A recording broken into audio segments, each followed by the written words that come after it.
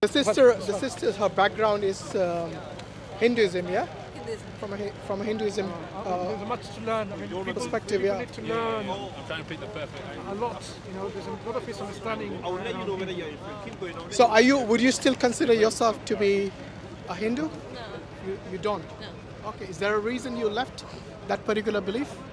No, I just don't overall believe in the concept of religions in the sense that I don't want to be told by books or something like that to how to live my life. Okay, fair enough. But we live in a society. So someone is ultimately going to tell you how to lead your life. For example, if you wanted to have a driving license, Yes, in this of country course. or any country, you will be specifically told the do's and the don'ts. You'll be specifically told the do's and the don'ts, yeah? So someone is always going to tell you, because we are living in a society. We Yes. don't live in some cave where we have our own rule or our own, say in everything. Yes. No, what I mean is do and don't do in my personal life. I don't mean in harming others or anything like that. I would rather believe my emotional guidance system or my instinct rather than a book. Okay. But let me ask you this. Have you ever been wrong in your personal, subjective Yes, of guidance course. guiding Yeah. system? And I learn. I Yeah, do but- make mistakes, right? Yeah, That's but this is called trial and error. yeah. So what you're doing is you're constantly learning through your experience. Yes. And that is not the optimum way to lead your life, is it? Because the reason for that is, what if you make a decision and that is going to be something jeopardizing either your life or somebody else's life? Yeah? What are you I going to mean, do then? Because if you're going to base everything on trial and error, that is a possibility, right? Yeah, I mean, if you have enough people to support you, get you through that, it's not that bad, right? Enough people to support you. Yeah. But what if those people all have their own understanding of what is good and what is bad? Yeah, Which- no, I which mean, might not be in there sync with for yours. you while you get through that, correct that error. Okay, If you have people supporting, if you have people loving you, right. isn't that good enough? Well, I'm not sure about that because, like I said, people can give you lots of opinions and their opinions can be wrong. Just Yeah, like no, your not opinion might be opinions, wrong, just my being opinion might be there. wrong. Yeah. Yeah, so you see, what I'm saying is that if there is an objective truth, then we need to all be agreeing with that.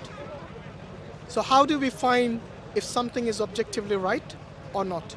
Where we all can agree that yes, this is something that we axiomatically believe to be morally right or morally wrong.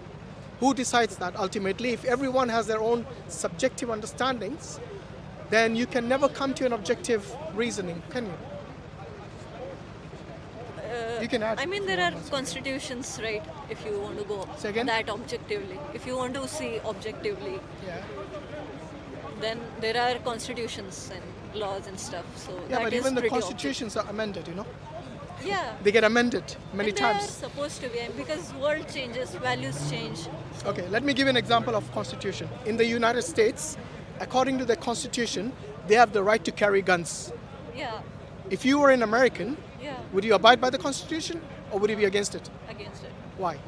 You just I don't mentioned feel- constitutions are there. Yeah. And so according to you, I mean, the question I asked you was about objective truth. But now you straight away said, no, I'll be against this constitution Yeah. because it doesn't agree with your morals. And I Yeah. agree with you. Yeah. According to the morals, everybody shouldn't have the right to carry guns. Yeah. Because there are many irresponsible people, and we know from the history of America. In fact, every year, the amount of people that die from gun violence over there is probably more than some wars that have been fought in history. Yeah? And this is clearly wrong. Yes. So that's what I'm saying. So what is the objective truth that you would come to I in mean, a society? what would In be a such society. complicated questions? Say again? I mean, do you have examples of any complicated questions? Complicated. Because it's not that hard to see objective truth, right?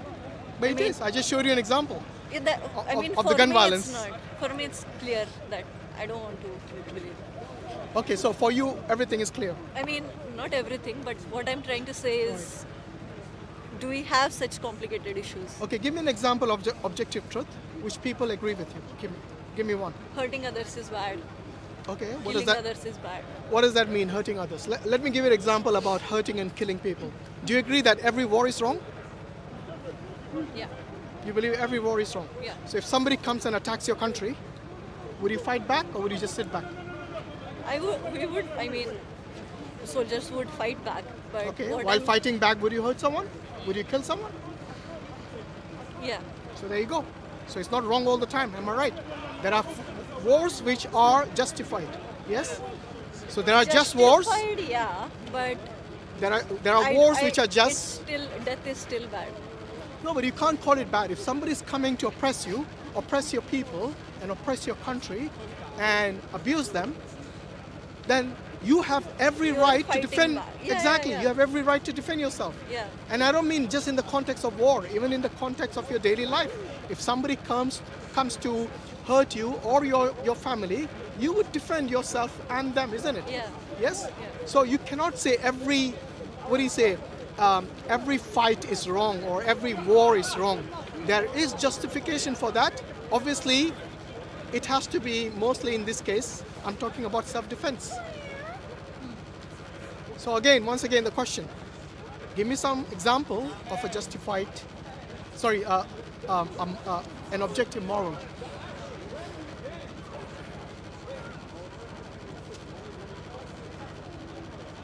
Sorry, who was attacking who, if I may ask? I just got in.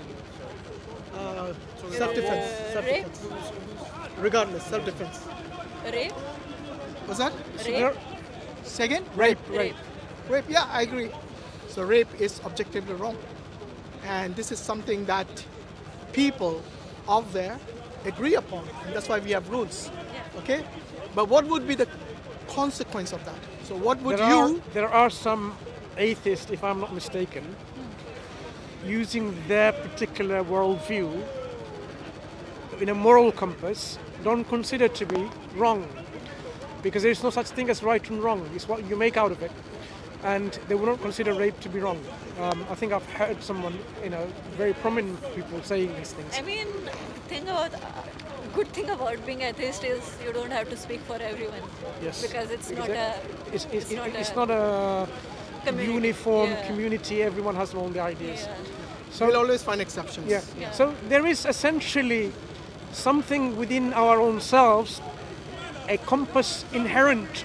We say this is how we are born with, our natural disposition, Instinct, yeah. in which there are things that we know is not right, and we shouldn't be doing these things. So Yeah. the example you're giving this, but people will go against this instinct.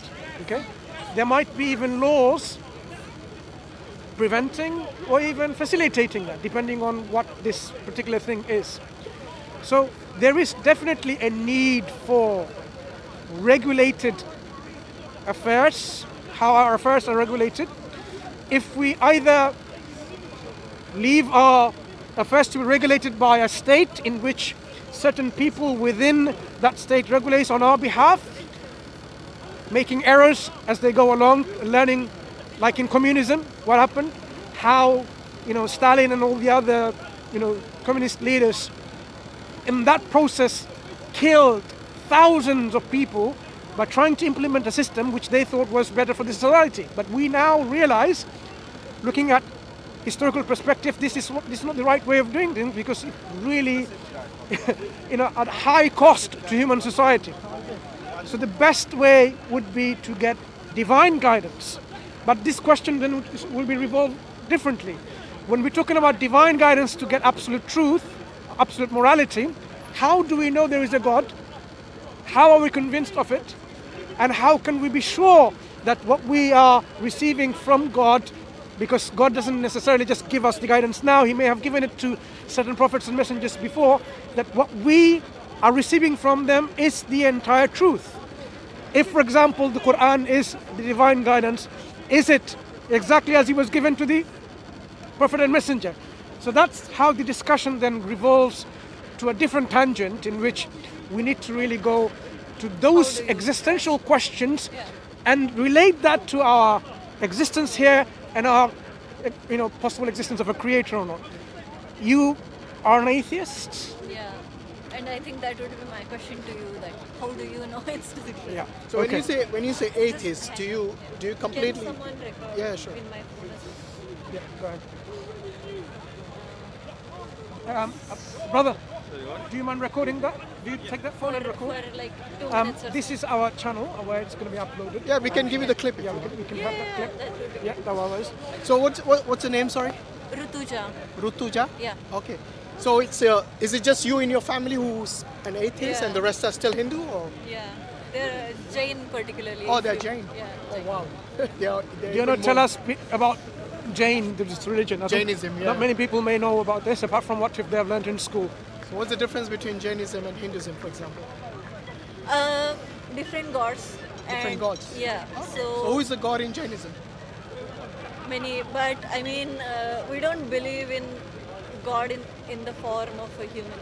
As in, we don't believe that God. You don't believe in a exists, form, like god who has a yeah. form, okay? Yeah, formless or something like that. And Does he we have a don't name? believe many gods. No, There in are- Jainism, does God have a name? So there are 24 of them. Oh, 24 gods. Okay. Yeah, so they are born as humans. Then they teach us. They're basically teachers. No audio. Oh, no Yes. audio speaking up. Are you happy It's with okay. Hand it back. We'll. Yeah. She can take our clip later. That's fine. Yeah. Sure. Okay, that's all right. Yeah, yeah. Thanks anyway. So, Yes. so it's, So it's the gods basically become they're- avatars, and they become human. Yeah. Yeah, I mean, yeah, sort of. They are human and then they become teachers and then when they die, we call them God. And in terms of, So basic principle is non-violence oh yeah, and peace. So that's, yeah. And they're mostly vegan, are they? yeah, Jain. They don't. yeah, eat- vegetarian, yeah. Not even vegetarian. I think they're vegan. That means they don't even eat eggs or milk. Yeah, eggs no, Or but dairy milk, products. yeah. Yeah. Milk, yeah, we do. Is that right? Yeah. Okay, because I think some vegetarians might consider eating eggs. But anyway, the main thing is Jains. So it's So that's Jainism in a nutshell. But the question, Rutuja Yes, Rutuja. was asking is, to us, we are believers. We believe in a creator. How do we know the creator exists? So if I were to ask you to facilitate this discussion so we can better understand how this can be answered better, what are the sources of knowledge? How do you know things, anything in the first place? What are the sources in plural of knowledge? Science, Science, experimentation? Yep. experimentation, Yep. hypothesis, and then maybe texts, ancient texts and stuff. Ancient texts. Okay. So, is there anything about instincts? Yeah, instincts probably. Yeah. Okay. So, I'm quite pleased that you didn't just You guys come from restrict the avenue of knowledge only to science and experimentation.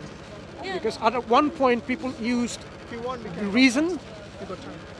their enlightenment through reason, in which reason and logic can also come to a conclusion about things, about reality, not necessarily doing experiments. Because what experiments can you do to learn about things which are not of a material nature of this world? Because this world is not necessarily materialistic. There are things yet we can feel and we can understand as well. There are more than materialism. So we say there are lots of avenues of knowledge, and the most foolproof areas of knowledge is divine guidance, divine revelation.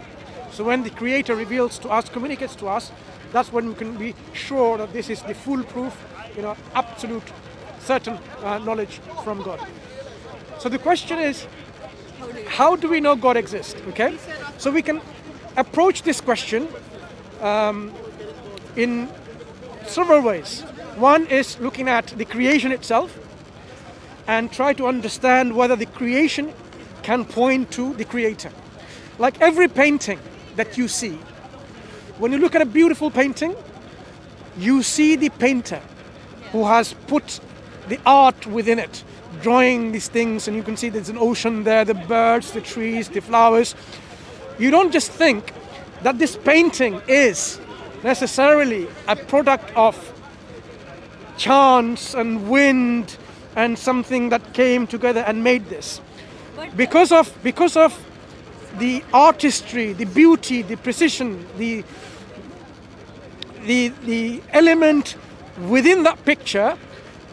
Imagine this was a picture of a building with doors and windows, with chimneys, and inside you can see a human being, a lady with a hat, and you can see a television, with all of that within the picture. You would not put this as a product of accident and it just happened. You would attribute to this picture a design, and you will say there's a designer or an artist to this picture because of the elements that you see within this picture. If it was simply like some scribbles here and there, yeah, you would say it's possible, you just leave on a piece of paper and then something happens and by accident this can happen. But if it was of the nature of like a proper art, you would not say, I can conclude for certain that this is a product of nothingness, product of chance, and that's it, no one actually drew it or no one produced this art. okay, so And the reason why you'd make this conclusion is the amount of information within that piece of art, yeah, this particular piece. Look at the creation. Can we conclude by looking at this creation that this creation cannot be likewise a product of just happens, it's just there by chance, or without any design, without any engineer, without any artist, without any designer, without any creator for this creation that we see? Because what is the thing that we see within our creation that tells us to be certain that yes, there has to be a creator who created this creation in this way? Do you see anything? no, so I would say 50-50. I will explain you why. I would like to explain it in two layers. First is how are you saying that this is not a random scribble? I mean, maybe it is a random scribble and it happened to be beautiful at a part. Just happened to be, right? So all these precise universal constants that we see in our universe operating. It could be scribble. Because it's just small earth, right? And there is No. huge- We see this precision. In our DNA, for example, the amount of precision in the DNA, human body, which amounts to the way our phenotype is in terms of... Maybe that's just a scribble too.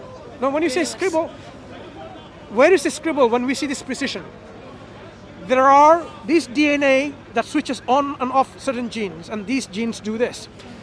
The color of your eyes, of your hair, how tall you're going to be, and your skin, where these cells are going to go, what they're going to form are cells of the heart or of the lungs and so on. Precise instructions. So to say that this is just, imagine I give you this genetic code and I say this is just scribbles. If you are a geneticist, you would not say, oh, this is just a scribble. You would say this is precision For codes. us, because we are operating in a certain dimension, certain logic, right?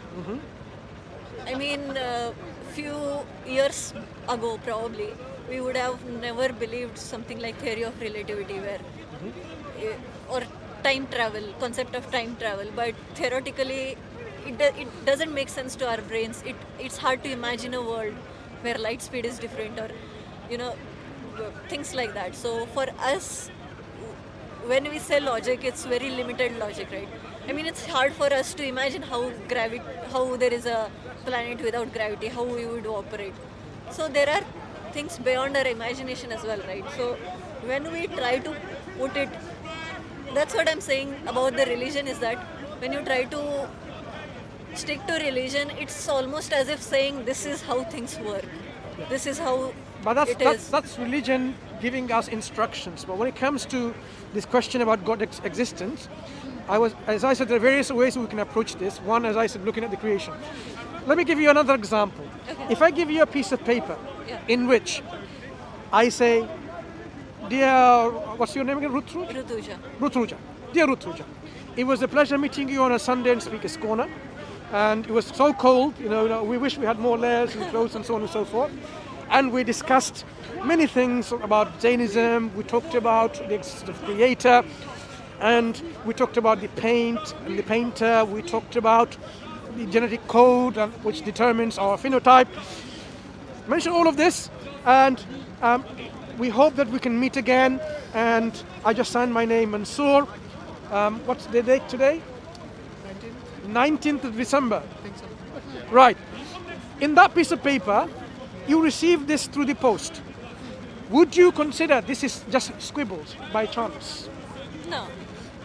What eliminates these being scribbles? Details. Details. Yeah. Right. So it's not just A, B, C, D, F1, A, Yeah, B, structure. whatever. Yeah. They're not random letters Yeah. and numbers. Yeah. They are arranged in such a way, they demonstrate certain patterns, and within these patterns they demonstrate meaning. So this is the highest level of complexity. Yeah. some So it's not. intelligence So this complexity which gives us meaning, we say yes, intelligence behind it. Yes. The genetic code or the universe with its laws is like this. It's not scribbles, but these are precise, organized in a particular pattern which gives us meanings, which gives instruction. The genetic code is a language itself, which gives instructions which are meaningful. More complex, more organized than my basic letter that I may have posted to you. So, but you said it's a scribble, and yet I would consider this to be one of the highest level of complexity, in which there is meaning. It's a code. It's a coding itself. Like in a coding language, in language of computers, for example, you have all these codes, which has a program. Would you say it came by itself? Would you say these are If you scribbles? saw a computer code, say written in C language or C++ language, Yeah. the language I would- itself, Yeah. it's there's some intelligence behind it. Yeah. Yeah, But you wouldn't say it came by itself, would you? Yeah. Of course not. Of course not. Whereas It this came- DNA is much more complex than any coding language out there, any code out there. Do you agree? So how can something more complex you say came by chance? I'm not saying you're saying that, but what would you say originated that? I mean, it was years and years of. Yeah, even years and Evolution. years, you see, ultimately you'll have to end up somewhere, right? It must have an origin, unless you're saying it's eternal, which can't be really.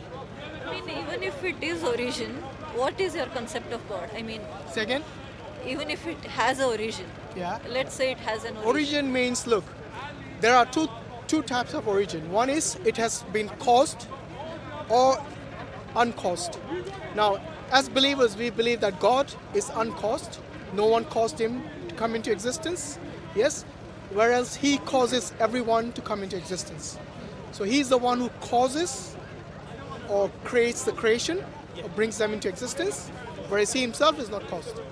So if I were to ask you, okay, not only the DNA, not only you and me, not only this park here, not only the earth here and I would say the entire universe, do you think it came by itself? Do you think someone created it?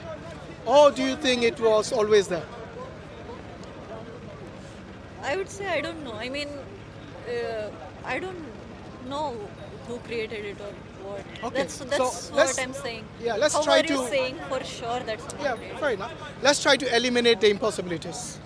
So if I were to ask you, I mean, second, how we are trying to contain this knowledge of universe with our logic and with our philosophy and we have stuff. to. That's all we got. Why? I mean, Because why our can't logic, we leave the chance that maybe not. no, our logic and our rationality is all we got. For you and me to ask these critical questions, we rely on our logic. But we can leave that space, right? Maybe not. No, it's not. Look, if I were to tell you that did nothing cause this universe? Maybe. Does nothing exist? Nothingness. Maybe. Nothingness. Does it exist? There is dark matter, right? Almost nothingness. That's not nothing though. So It's let's something. define the terms first. What is nothingness? Nothing. Absolutely. Say again? Nothing. I mean, Nothing is absence. nothing. Absence. Absence of everything. Everything. Yeah. So let's say, yeah, that's a good definition. So nothingness is the absence of everything. So anything you can imagine, anything that you can see, observe, measure, whatever, is the absence of all of that. Yeah. Okay, so the something is the opposite of nothing. Yeah. You see? Do you agree? Yeah. Now, I believe the universe is something Yeah. because we know it, we can experience this. Yeah, we know it exists. But would you say nothingness exists?